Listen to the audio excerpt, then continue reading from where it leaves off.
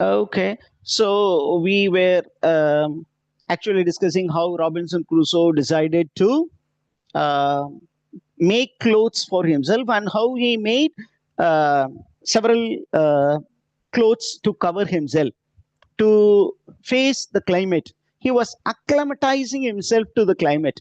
அந்த சீதோஷண நிலைக்கு ஏற்றால் போல் தன்னை அவர் மாற்றிக்கொண்டார் அப்படிங்கிறது நமக்கு தெரியணும். He was actually befriending the climate instead of fighting with the climate. நம்ம அட்ஜஸ்ட் பண்ணி போறது, அதுக்கு அதை நம்ம டேக்கிள் எப்படி பண்றது அப்படிங்கிற ஸ்கில்ஸை கத்துக்கிட்டாரு. It's called survival skills. What is a skill that the novel teaches? It's called survival skills. Okay, இது இன்னைக்கு நிறைய பேர் இருக்காங்க. Because we are speaking about migration, we speak about migrant literature.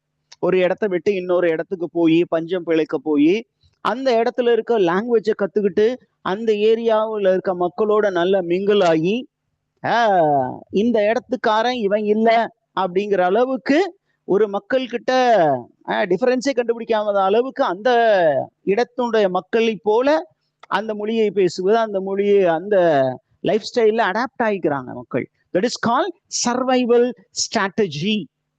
நல்லா இப்போ நம்ம ஆட்கள் இங்க இருந்து மும்பைக்கு போறாங்க அப்படின்னா அங்க போய் தமிழ் ஆளு அப்படின்னா முதல்ல கொஞ்ச நாளைக்கு தெரியும். ஆனா அங்க போய் அதுக்கப்புறம் ஹிந்தியை நல்லா கத்துக்கிட்டு இவங்க பேசுறது, நடவுட, சப்பாத்தி சாப்பிடுறது, அல்ல அங்க இருக்கிற லோக்கல் டிஷ்ஷஸ் குக் பண்றது, அல்லது அந்த லைஃப் ஸ்டைலுக்கு அடாப்ட் பண்ணிட்டு people will not consider the man as Madrasi. அதே மாதிரி தான் நார்த் இந்தியால இருந்து இங்க வரக்கூடிய நண்பர்கள் இங்க வந்து பாத்தீங்கன்னா நம்மளோட ஒன்னா மிங்கிள் ஆகி they become Tamils. ஓகே, அந்த அளவுக்கு அப்படின்னா நம்மளை விட சூப்பரா தமிழ் பேசக்கூடியது. This is called survival skill. Not to fight but to get along with the current. It is called assimilation. What is it called teachers? இது வந்து போஸ்ட் கொலோனியல் டேர்ம்ஸ் இருக்கு. அசிமிலேஷன், அப்படியே ஒரு கல்ச்சர் வந்து இன்னொரு கல்ச்சர்ல இருந்து வரக்கூடியவங்களை அப்படியே முழுங்கிடுறது. ஓகே, அப்படியே உள்வாங்கிக்கிறது. ஏன்குள்ளார மாறிக்கோ அப்படின்னு சொல்ற இவருக்கு அங்க மாறணும்னு இல்லை, பட் அந்த கிளைமேட்டுக்கு தகுந்தாப்புல தன்னையே மாற்றி வடிவமைத்துக் கொள்கிறார். Did you understand that, teachers?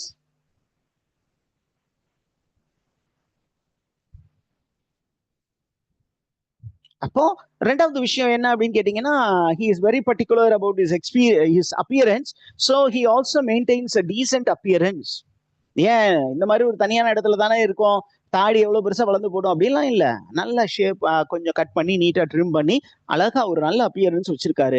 மூணாவது விஷயம் என்ன அப்படின்னா, ஏற்கனவே ஒரு canoe, first he failed in an attempt to make a cano. அந்த canoe was rather very heavy, he could not reach the sea.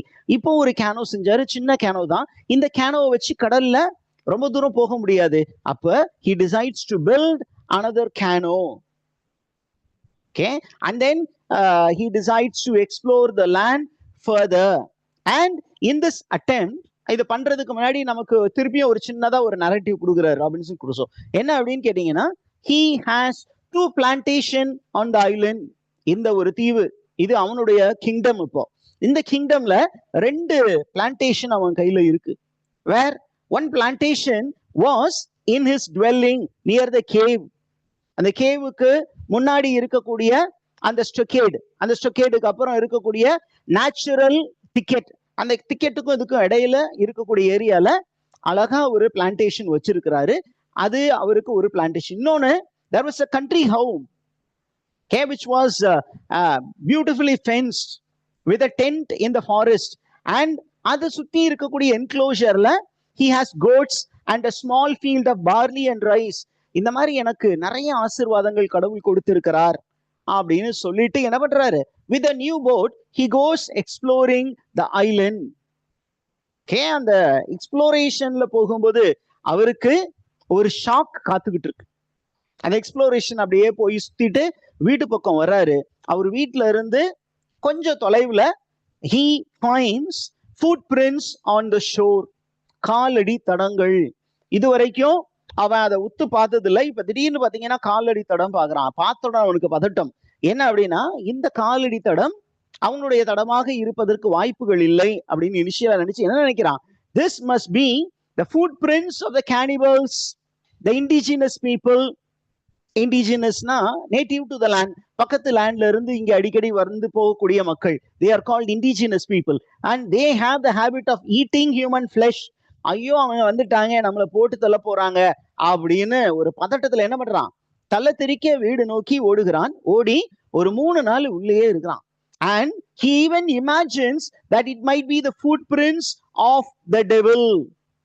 இது கடவுளுடைய இது வந்து கடவுளுடையது, இது வந்து சாத்தானுடைய காலடி தடம்.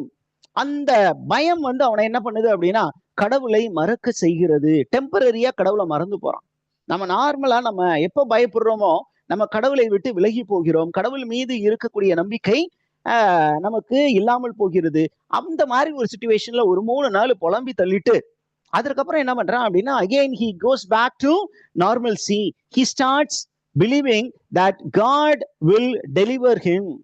இது நாள் வரையிலும் என்னை காத்த தேவன் இனியும் நம்மை காத்து விடுவார் அப்படின்னு ஒரு நம்பிக்கை வருது. உடனே என்ன பண்றான், சரி துணிஞ்சு போவண்டா, போய் பார்ப்போமே அப்படின்னு சொல்லி அந்த லேண்டுக்கு திருப்பியும் அந்த பர்டிகுலர் பார்ட் ஆஃப் த சீஷோருக்கு போய் பார்க்கறான். அந்த ஃபுட் பிரிண்ட் பார்க்கும்போது அவனே என்ன பண்ணிக்கிறான், தன்னை தேற்றிக் கொள்கிறான். ஓ இது வேற யாருடைய ஃபுட் பிரிண்ட்டும் இல்ல, நம்முடைய ஃபுட் பிரிண்ட் தான் அப்படின்னு அவன் நினைச்சுக்கிறான். ஓகே, அதே நேரத்துல என்ன பண்றான் அப்படின்னு கேட்டீங்கன்னா அந்த இடத்துல இருந்து அப்படியே கடந்து போய் அந்த ஏற்கனவே அந்த கோட்டை வச்சிருக்கான் இல்லையா, அவன் அடிக்கடி அந்த ஏரியா டெய்லியும் அப்படியே ஜேர்னி, அங்க போக வேண்டியது, இங்க போக வேண்டியது, இங்க வர வேண்டியது, இதே வேலையா இருந்தான். அப்ப அந்த பர்டிகுலர் எங்க போறான், கோட்ஸை பார்க்க போறான். அந்த கோட்ஸ்க்கு 3 நாள் சாப்பாடு போடல, அதனால அந்த கோட்ஸ்க்கு எல்லாம் சாப்பாடெல்லாம் போட்டுட்டு திருப்பியும் அந்த பார்ட் ஆஃப் த லேண்டுக்கு வரான். அந்த சீஷோருக்கு வந்து அந்த ஃபுட் பிரிண்ட்டை கொஞ்சம் உத்து பாக்குறான்.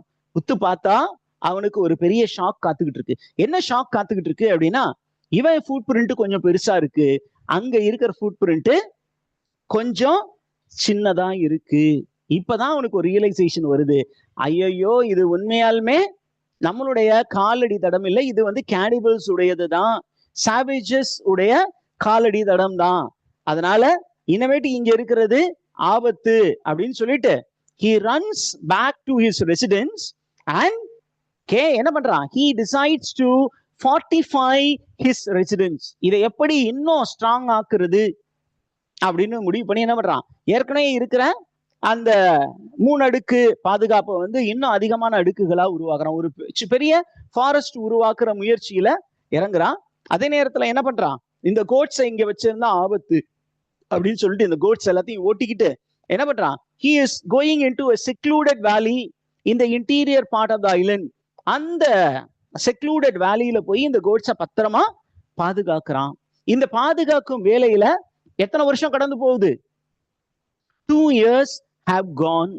2 வருஷம் அந்த வேலையிலே அவனுடைய வாழ்நாள் கடந்து விடுகிறது. Are you there with me, teachers? 2 வருஷம் அந்த ஃபுட் பிரிண்ட்ஸ், அதுக்கப்புறம் அந்த 2 வருஷத்துல அவன் அந்த ஃபுட் பிரிண்ட்ஸை பார்க்கவே இல்லை. இப்ப ராபின்சன் குரூசோக்கு திருப்பியும் கொஞ்சம் துணிவு வருது, என்ன இந்த ஐலண்டை இன்னும் கொஞ்சம் எக்ஸ்ப்ளோர் பண்ணி பார்க்கலாமே அப்படின்னு south western part of the ஐலண்டுக்கு அப்படியே பயணமா போறான். அண்ட் அந்த பயணமா இன்ன வரைக்கும் அவன் போனதே இல்லை. முதல் முறையா அந்த south western portion of the ஐலண்டுக்கு போகும் பொழுது என்ன பண்றான், தூரத்துல ஏதோ போட்டு பார்த்த மாதிரி ஒரு அவனுக்கு ஒரு நினைவு வருது. உடனே என்ன பண்றான், ஒரு சின்னதா ஒரு மலை மேல ஏறி அங்க இருந்து பாக்குறான், ஒரு போட்டு தான் தெரியுது. ஆனா இவன் கையில எதை எடுத்துட்டு போல, அந்த ஷிப்ல இருந்து எடுத்துட்டு வந்த டெலிஸ்கோப்பை எடுத்து கொண்டு போகவில்லை. அதனால என்ன பண்றான், அவனே ஒரு முடிவு பண்ணிக்கிறான், இன்னமேட்டுக்கு நம்ம இந்த மாதிரி வெளியில போகும்போது டெலிஸ்கோப் இல்லாமல் போகக்கூடாது. ஓகே, அப்ப அவன் என்ன பண்றான், அங்க இருந்து இறங்கி இந்த போட்டு வந்து கடலையில இந்த லேண்ட்ல இருந்து அப்படியே கடந்து போற மாதிரி அவனுக்கு காட்சி தோணுகிறது. அதனால இறங்கி அந்த போட்டு போன திசையில் அப்படியே நடந்து போய் பாக்குறான். பீச்ல அவன் பார்த்த விஷயம் அவனை பதபதக்க வைத்து விட்டது. என்ன பதபதக்க வைக்கிற மாதிரி என்ன காட்சி பார்த்தான் அப்படின்னா, he saw a large fire which was lit and it was almost dying and he saw human bones scattered everywhere. ஒரு நெருப்பு மூட்டப்பட்டு அந்த நெருப்பு வந்து அணையக்கூடிய நிலையில இருந்தது. அதை சுற்றி மனித எலும்புகள் சிதறுண்டு கிடந்தது. அப்படின்னா என்ன அர்த்தம், கேனிபல்ஸ் இந்த லேண்டுக்கு வந்திருக்காங்க, மாமிச உண்ணிகள் இந்த லேண்டுக்கு வந்திருக்கிறாங்க. வந்து என்ன பண்ணிருக்காங்க, மனிதர்களை கொன்று ஒரு பெரிய விருந்து நிகழ்த்தி சென்று இருக்கிறார்கள். அப்ப அவனுக்கு பயங்கரமான கோபம் வருது. என்ன அப்படின்னா, என்னுடைய இந்த அரசாங்கம், என்னுடைய இந்த லேண்ட வந்து இந்த மாதிரி அசிங்கப்படுத்திட்டு போயிருக்கிறாங்க, இவங்களை நான் உயிரோட விடக்கூடாது. வாய்ப்பு கிடைச்சா எல்லா கேனிபல்ஸையும் ஒரு தடவை அடுத்த தடவை என் ஏரியாவுக்கு வரட்டும், இவனுங்களை ஒருத்தனை விடாம எல்லாரையும் நான் என்ன பண்ண போறேன், சுட்டு கொல்ல போறேன் அப்படின்னு முடிவு பண்றான். Are you there, teachers? அதே நேரத்துல என்ன பண்றான், அப்படி சுட்டம்னா கூட சில பேர் தப்பிச்சிருவாங்க. அப்ப அடுத்த டைம் அவன் இங்க வந்து இந்த மாதிரி ஒரு ஃபயரை வந்து என்ன பண்ணுவான்னா, கீழே வந்து ஒரு பிட் மாதிரி செஞ்சு அதுக்கு மேல குச்சிகள்லாம் சுள்ளிகள்லாம் வச்சு அதுக்கு மேல மனிதர்களை கொன்னு அவங்களுடைய ஒரு கிரில்டு சிக்கனை வந்து சுத்துற மாதிரி ஹியூமன் பாடியை சுட்டு சாப்பிடுவாங்க. அல்லது சுடாம கூட அப்படியே ஃபிளஷை சாப்பிடுவாங்க. அப்ப என்ன பண்றான், இந்த மாதிரி ஒருவேளை ஃபிளஷா வச்சு அந்த ஃபயரை சுத்தி போன் ஃபயர் டான்ஸ் ஆடுவாங்களே, அப்ப யாருக்கும் தெரியாம அதுக்குள்ளார கவுன் பவுடரை போட்டு ஒரு பெரிய பிளாஸ்ட் உருவாக்கி இந்த கேனிபல்ஸை கொல்லணும் அப்படின்னு முடிவு பண்றான். Are you there, teachers? இது இந்த நிகழ்வுக்கு அப்புறம் என்ன பண்றான் அப்படின்னா, திருப்பியும் அவன் தன்னுடைய வாழ்க்கைய கண்டினியூ பண்றான். பட் 2 வருஷம் அவன் மைண்ட் ஃபுல்லாவே எதை பத்தி இருக்கு, he wants to take vengeance on the cannibals. அடுத்த 2 வருஷம் ஃபுல்லாவே அவன் மைண்ட் அதை பத்தி தான் இருக்கு. ஆனா அந்த 2 வருஷம் கடக்கும் பொழுது கொஞ்சம் உனக்கு ஒரு மெச்சூரிட்டி வருது. என்ன மெச்சூரிட்டி அப்படின்னா, am I the right person to be the judge of the cannibals? The cannibals என் ஏரியாவுக்கு வந்துட்டாங்க, இந்த இடத்துக்கு வந்துட்டாங்க, இந்த மாதிரி மனிதர்களை கொன்று சாப்பிட்டு விட்டார்கள், நான் அவங்கள தீர்ப்பிடுவ அளவுக்கு நல்லவனா, அந்த மாதிரி ஒரு பேக்ரவுண்ட்ல இருந்து வந்திருக்கனா அப்படின்னு பார்த்தா இல்ல. they are cannibals because they are uninformed people. இந்த மாதிரி மனித மாமிசத்தை சாப்பிடுவது ஒரு தப்பு அப்படின்னு தெரியாமல் இருக்காங்க. ஆனா இவன் எங்க இருந்து வந்திருக்கான், he has come from Europe where people are highly knowledgeable but they kill fellow human being for name and fame or for material gain. அப்ப யூரோப்லயும் கேனிபலிசம் இருக்கு, இங்கேயும் கேனிபலிசம் இருக்கு. so he decides not to take vengeance on cannibals but rather to surrender it to God, leave it to God. கடவுள் அவங்கள பாத்துக்குவாங்க, நம்ம ஏன் போய் அவங்கள பழி வாங்கணும். Are you there, teachers? இந்த விஷயம் புரிஞ்சுதா? அவனுக்கு அந்த மாதிரி ஒரு யோசனை எல்லாம் வருது. அதே நேரத்துல என்ன பண்றான் அப்படின்னு கேட்டீங்கன்னா, அவனுக்கு ஒரு சின்னதா ஒரு பயம் வருது. என்ன பயம் அப்படின்னா, ஒருவேளை கேனிபல்ஸ் நம்மளை கண்டுபிடிச்சிட்டா நம்மளுடைய நிலைமை என்னவாகும் அப்படின்னு ஒரு நேரத்துல பதட்டம் வந்தாலும், இன்னொரு நேரத்துல கடவுள் மீது அபரிவிதமான ஒரு நம்பிக்கை வருது. ப்ராவிடன்ஸ் என்ன அப்படின்னா, God has delivered me from the hands of such cannibals for so many years and he will continue to do it. Are you the teachers? அந்த ஒரு நம்பிக்கை அவனிடம் இருக்கிறது. அப்ப இவன் என்ன பண்றான், அப்படியே அந்த ஃபாரஸ்ட கொஞ்சம் எக்ஸ்ப்ளோர் பண்ணி அங்க வந்து என்ன பண்றான், கொஞ்சம் சார்கோல் உருவாக்குவதற்கு ஒரு சில மரங்களை வெட்டி அந்த கிளைகள் எல்லாம் வெட்டி சார்கோல் உருவாக்கணும் அப்படின்னு முயற்சி பண்ணும்போது என்ன பண்றான், ஒரு சின்னதா ஒரு புஷ்ஷை வெட்டிக்கிட்டே வர்றான். அப்படி வெட்டிக்கிட்டே வரும்போது he discovers a cave. He discovers a cave, but this cave is not a very big one but a small cave. அந்த கேவ் எவ்வளவு தூரம் இருந்தது அப்படின்னா, இவன் போய் மலைக்கு அங்க ஒதுங்கும் அளவிற்கு ஒரு நல்ல கேவா இருந்தது. அப்ப அந்த கேவ்ல அவன் போய் உள்ள நின்னுட்டு அப்படி திரும்பி பாக்குறான். உள்ள வந்து ஒரு 2 பிரைட் ஐஸ் இருந்தது. அந்த பிரைட் ஐஸ பார்த்தோன்னே இவன் நினைச்சான், ஆகா இங்க டெவில் தான் இருக்கு அப்படின்னு ரொம்ப பதட்டமாயி என்ன பண்றான், ஓடுறான். அந்த இடத்துல ஓடிட்டு கொஞ்ச நேரம் கழிச்சு சரி அது என்னதான் இருக்கு, ஏன்னா நம்ம கையில கன் இருக்கு அப்படின்னு பார்க்கலாம் அப்படின்னு அந்த வாயில்ல இருந்து கொஞ்சம் எக்ஸ்ப்ளோர் பண்ணி அப்படி பார்க்கும்போது he finds a dying male goat. அந்த மேல் கோட்டுடைய ஐஸ் வந்து என்ன இருக்கு, அப்படியே அங்க பளிச்சுன்னு தெரிஞ்சிருக்கு. அப்ப என்ன பண்றான், he tries to get it out but he cannot. அப்புறம் என்ன பண்றான், he returns with candle and finds that the goat is dead. Are you the teachers? அந்த கேண்டிலை வச்சு அந்த பர்டிகுலர் கேவை எக்ஸ்ப்ளோர் பண்ணும்போது தான் தெரியுது, அந்த கேவ் உடைய வால்ஸ்ல there are minerals and gems which give off multiple reflection. அது வந்து ஃபுல்லாமே ஏதோ இருக்கு, நமக்கு அதை பத்தி தெளிவா சொல்லல. இத பத்தி ஒருவேளை கொஞ்சம் சொல்லி இருந்தா மைண்ட் டிக்கிங்கை பத்தி சொல்லி இருந்திருக்கலாம். ஒருவேளை அது டைமண்ட் கேவா இருந்திருக்கலாம். ஏதோ ஒரு மினரல் இருக்கு. அதனால என்ன பண்றான், இந்த இடத்துல நம்ம என்னத்தை பதுக்கி வைக்கலாம் அப்படின்னா தன்னுடைய ஆர்சனல், தன்னுடைய வெப்பன்ஸ் எல்லாத்தையுமே இந்த இடத்துல பத்திரமாக வைக்கலாம் அப்படின்னு அவன் முடிவு பண்றான். இப்ப நம்ம நரேட்டிவ் ஏறக்குறைய 23 years ஆஃப் நரேட்டிவ் கம்ப்ளீட் ஆயிடுச்சு. இப்ப அந்த 23 yearsல என்னென்ன விஷயம்லாம் அவன்கிட்ட வந்தது போனது அப்படின்னு பார்க்கும்போது, அவன்கிட்ட இருந்த டாக் வந்து செத்து போச்சு. But the parrot was still alive. அந்த பேரட்டோட, போல் அப்படிங்கிற பேரட்டோட வேற ஒரு சில கப்புள் ஆஃப் பேரட்ஸை வந்து சேர்த்தான். ஆனா போலுக்கு வந்து பேச விட்டான், பேச்சு கத்து கொடுத்தான், தன்னுடைய பேரை சொல்ல கத்து கொடுத்தான். மற்ற யாருக்கும் அந்த மாதிரி ஒரு ட்ரைனிங் அவன் கொடுக்கவே இல்லை. அதே நேரத்துல பாத்தீங்கன்னா அவன்கிட்ட இந்த கேரட்ஸ், அந்த கேட்ஸ் எல்லாம் என்ன பண்ணுச்சு, 2 கேட்ஸும் செத்து போய் புது கேட்ஸ் வந்து இல்ல, அந்த கேட் வந்து காட்டுக்குள்ள போய் மிங்கிள் ஆகி திருப்பியும் என்ன பண்ணுச்சு, நிறைய குட்டீஸ் வந்துருச்சு. இப்ப இந்த குட்டீஸ் எல்லாம் வச்சு தன்னுடைய ஃபார்மிங்க்கு வந்து ரொம்ப டிஸ்டர்பன்ஸா இருக்கும் அப்படிங்கிறதுக்காக he drowned the kittens. Okay, 2 of the kittens were drowned and the remaining ones were actually என்னாச்சு, were shot dead. Okay, இதற்கு அப்புறம் பாத்தீங்கன்னா நமக்கு திருப்பியும் ஒரு ஷாக்கிங்கான இன்சிடென்ட் இருக்கு. After 23 years, on the 24th year, again he is revisited by the cannibals. ஆனா இந்த தடவை எவ்வளவு பேர் இருக்காங்க, கொஞ்சம் பேர் இல்ல, நிறைய பேர் அவன் நேராவே பார்த்துட்டான். இன்ன வரைக்கும் அவன் மனிதர்களை நேரா பார்க்கல, ஃபுட் பிரிண்ட்ஸை தான் பார்த்தான். ஆனா முதல் முறையாக கேனிபல்ஸை தூரத்திலிருந்து பார்க்க நேர்கிறது.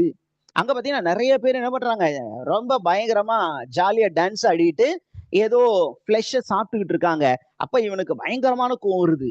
ஏன் ஐலண்ட்ல வந்து இந்த மாதிரி அசிங்கமான விஷயங்கள் எல்லாம் பண்றீங்களா அப்படின்னு கோபம் வந்தாலும், இன்னொரு சைட்ல he is very thankful for the arrival of the cannibals, because அந்த cannibals வரலைன்னா இவன் என்ன பண்ணியிருக்க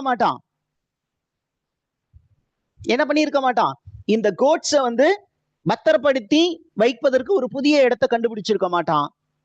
நிறைய புதிய உணவு பண்டங்கள் அவனுக்கு கிடைச்சிருக்காது. ஓகே, அதே நேரத்தில் அவன் என்ன பண்றான், இந்த கேனிபல்ஸ் வந்து அடுத்த தடவை வரட்டும் நம்ம பார்த்துக்கலாம் அப்படின்னு இருக்கிறான். 24th year ஆகுது. அந்த 24th yearல அவன் இருக்கும் பொழுது one fine day he hears the firing of a gun. அந்த சைட்ல ஒரு கன் சவுண்ட் கேக்குது. உடனே என்ன பண்றான், he climbs to the higher point and sees a flash of fire far out at the sea. அப்படியே மலை மேல ஏறி போய் பார்க்கறான். தொலைவுல பாத்தீங்கன்னா ஒரு கன் ஃபிளாஷ் தெரியுது. அப்போ அவனுக்கு அந்த கன் ஃபிளாஷ் அப்படிங்கும் போது மரைனர்ஸுக்கு தெரிஞ்ச விஷயம் தான். என்ன அப்படின்னா, இப்ப கடல்ல யாராவது ஏதோ ஒரு பிரச்சனையில மாட்டிக்கிட்டு அவங்க என்ன பண்ணுவாங்க, they will be signaling by actually firing towards the sky. Okay, அதே நேரத்துல ஒரு கன் ஷாட்டை ஃபாலோ பண்ணி there are several gun shots and then கலிவர்னு வந்துருச்சு பாருங்க. ராபின்சன் க்ரூசோ என்ன பண்றாரு, இன்னும் டெலஸ்கோப் எடுத்து பார்க்கும்போது தொலைவுல ஒரு ஷிப் வந்து பாறைகளிடையே மோதி நிற்பதை அவன் காண்கிறான். Okay, there is a ship which has struck in a rock. And என்ன பண்றான் அப்படின்னு கேட்டீங்கன்னா, அவன் பழைய காலத்து நினைவுகள்லாம் வருது. ஒரு 24 வருஷத்துக்கு முன்னாடி அவனுடைய கப்பலுக்கு என்ன நேர்ந்ததோ அதே மாதிரி இங்க நடந்திருக்கு. அப்ப அவன் வேண்டான் என்ன அப்படின்னு கேட்டீங்கன்னா, யாராவது ஒரு மனிதன் உயிரோடு இருக்க மாட்டானா, இருந்தா எனக்கு ஒரு தோழன் கிடைக்க மாட்டானா அப்படின்னு அவனுக்கு ஒரு யோசனை வருது. உடனே என்ன பண்றான், அந்த கப்பல் எந்த பகுதியில வந்து மாட்டி இருக்கோ அந்த பகுதியை நோக்கி இவன் போறான். போய் பார்க்கும் பொழுது he only discovers the dead body of a boy. அந்த பையனுடைய பாக்கெட்ல என்ன இருக்கு, pieces of 8 and a pipe. Pieces of 8 and a pipe மட்டும் தான் இருக்கு. And there is no survivors. சரி, அந்த வேற என்னாவது நமக்கு கிடைக்குமா அப்படின்னு அந்த போட்டை, அந்த கப்பலை அவன் எக்ஸ்ப்ளோர் பண்ணும்போது he comes across cooking pots, clothing and some bottles of different spirits, liquor and a little gunpowder. அதற்கப்புறம் there was a dog that is near starvation. சாகும் தருவாயில் ஒரு நாய் இருந்தது. அப்புறம் என்ன பண்றான் அந்த நாய், அப்புறம் புதுசா கிடைச்ச எல்லா எக்யூப்மெண்ட்ஸையும் எடுத்துட்டு he comes towards his home. அப்போ அவன் வீட்டுல வந்து உட்கார்ந்து யோசிக்கும் பொழுது he feels that he had been foolish to sail for Africa to trade for slaves. அந்த slaves வாங்குறதுக்கு நான் போனதுதான் இது எல்லாத்துக்குமே காரணம். கடவுளுக்கு அது பிடிக்கவில்லை போல தெரிகிறது அப்படின்னு அவன் ஃபீல் பண்றான். ஒருவேளை அவன் இங்க வரலைன்னா அவன் என்னவா இருந்திருப்பான்னு யோசிச்சு பாக்குறான். என்னவா இருந்திருப்பான்? பிரேசில்ல ஒரு பெரிய வெல்தி பிரேசிலியன் பிளான்டரா இருந்திருப்பாரு. He would have bought several slaves as he wanted, but here he is there as a lonely man. Are you there, teachers? இந்த இடத்துல நம்ம ஸ்டாப் பண்ணுவோம். Then we will go with the rest in the next class. Okay?